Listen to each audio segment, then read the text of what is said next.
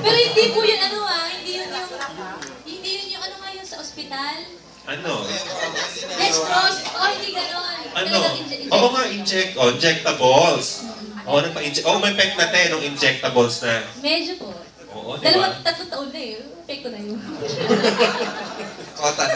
In fairness to you, oo. So, feeling mo ngayon, meron ka ng beauty, hindi ka na insecure gaya ng ano. Kung dati po, ang tiwala ko lang sa sarili ko siguro nasa 20%. Ngayon po mga nasa 70 na. Wow! 50. Konti na lang, ha? Oo. Oo. Tapos paano yung pagko-comedy mo dito? Parang naturally, ka naman, no? Nakakatawa ka naman, Angeline. Kamusta yung pagko-comedy mo dito sa movie? Lumevel ka ba kay Angelica? Depende po sa mood ko kasi. Kasi minsan ang hirap din talaga magpatawa. Wow! Pero, Actor's cue yata. Moody, oh. actor's cue. Depende po talaga sa mood ko. Pero, since ito yung trabaho ko, so kailangan gawin. Pero, Idol ko to eh. Idol ko to sa pagkakatawa eh. pero natural ka nakakatawa, girl. Sakto lang. Oo. Sakto lang. Oo. Tsaka masaya ka naman, no? Super. Wow! Bakit super? Next na po siya. Joke lang po. Oo, kay Angel na tayo. Oo. Oo, Angel, ikaw. Kasi parang, ever since naman talaga, parang wala ka namang keps. Kahit may mga nababash sa katawan mo. Parang inaano ka, nilalait na kung ano man yung weight mo or something. Hindi ka talaga affected, Mars? Parang, waka keps. So, which is talagang, yun ang attitude mo no? So, never kang nagkaroon ng struggle pagdating dun sa bagay na yun. Hindi mo siya ginawang problema. Hindi. Kasi, yun ako eh. I mean, ako to eh. Choice ko to. I mean, ngayon gusto kong gawin, kumain, mag-enjoy. Ngayon ayokong mag-make up. Eto gusto mo katawan ko to. So, kung hindi mo to trip, kung hindi mo gusto, ano naman? Hindi rin naman kita gusto. So, pantay lang, di ba? It's a time. It's a time.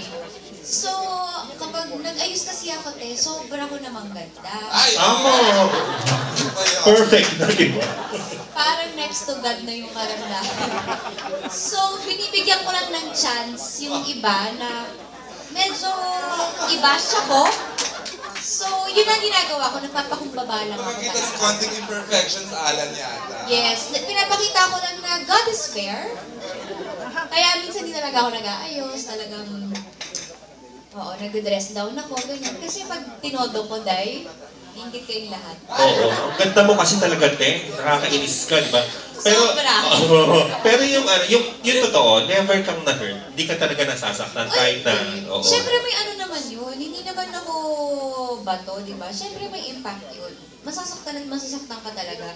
Kaya lang kasi katulad nga nito, buti na lang talaga may pelikulang ganito. Malulusutan ko talaga yung naging katabaan ko.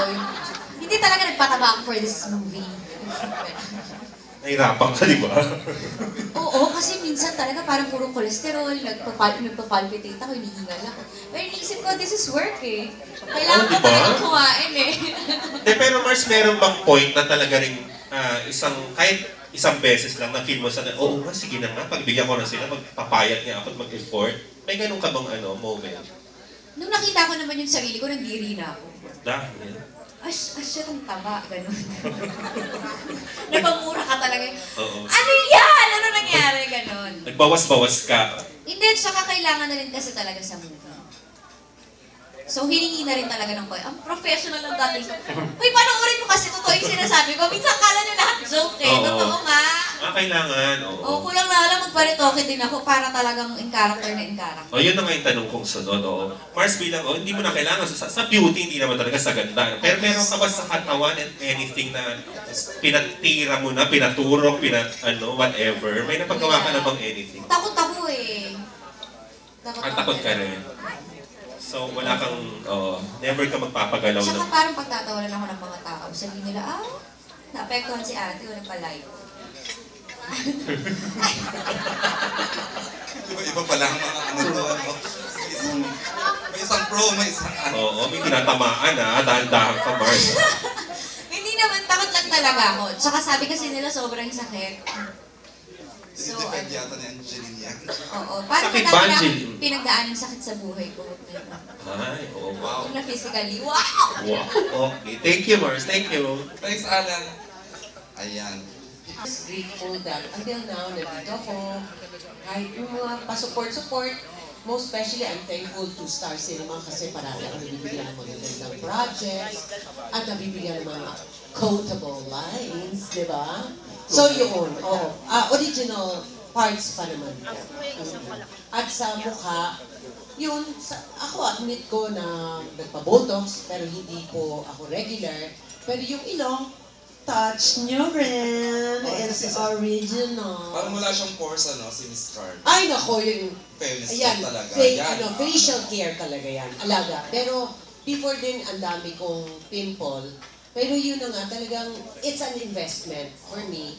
Inano ko talaga, inalagaan ko, nag-invest ako, pinaganda ko yung skin ko. Kasi ito yung gusto ko, to age gracefully. Yun. Saka during yung time ka namin sa pinaka-set Nama. local show. Hanggang ngayon. Ay, thank you. Kay Empress naman. And pa so, pinag-usapan yung insecurities and all that. Yang as you are, ano yung insecurity na nararamdaman mo? Meron ba? Madami rin po, syempre physically, number one yun. Kasi syempre, nandito tayo sa industriya na maraming magaganda. So, makakompare mo talaga yung sarili mo, hindi mo maiiwasan yun.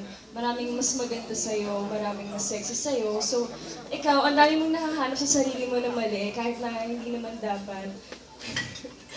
Ayun, syempre, meron naman. Posible naman sa isang tao na walang insecurity. So, meron. Okay, Nico, Oo. ikaw ba, na-insecure ka ba na mga babae ang kasama mo ngayon? Nag-iisa kang lalaki, bukod kay... Aray ko. Bukod kay... Bukod Ano kay... ba nangyari? Miko, sige. How did you get muna the part? Tapos tuloy mo yung sagot kay Glenn. Yung, My handler asked me parang take a look into the script and then parang binasa ko, tinanong, okay ba sa'yo yung role ni Jason? Yun yung nakuha ko role. So nung unang binasa ko, parang nakita ko, shit, parang sobrang sexy nito kasi may mga scenes na basta mapapanood nyo, kala ko sexy yung approach, pero nung kinausap ko naman sila sabi, hindi, comedy to. So at first I was hesitant to accept it, even though I was new. Kasi parang ayokong simula ko ganun agad, yung parang sexy na, you know, basta. Achieve ko rin yung hindi masyadong kagandahan. Hindi alam na maganda.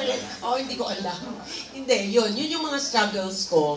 Instead na maging negative ako at maluha ako, ginawa ko na lang opportunity to talaga to do something, most especially when I'm not busy, di ba? So, siguro ang katulong din dito yung nag-aral ako, ganun. So, yung outlook ko naging positive. Ako talaga. Okay, syempre may mga changes. Yung 10 years ago, hindi na ngayon, di ba? Minsan sasabihin ng may mga tao na sasabihin na, grabe, hanggang ngayon hindi ka pa rin nagbabago, ganyan-ganyan ka pa rin. Pero syempre ako dipinsan, kung ako, Diyos ko, kung alam nyo lang, syempre, you know, not everyone can see me naked. So, syempre napapansin ko na rin na, you know, my body's not in the right places anymore. May mga konti, hindi naman ganun ka-drastic, no? Hindi pa naman ako, I'm sure darating din tayo doon, no? Pero, kahit hindi mag-workout, okay lang kasi tight na tight yung balat mo, yung parang wala kang cellulite, hindi mo kailangan mag-diet. Actually, kailangan mo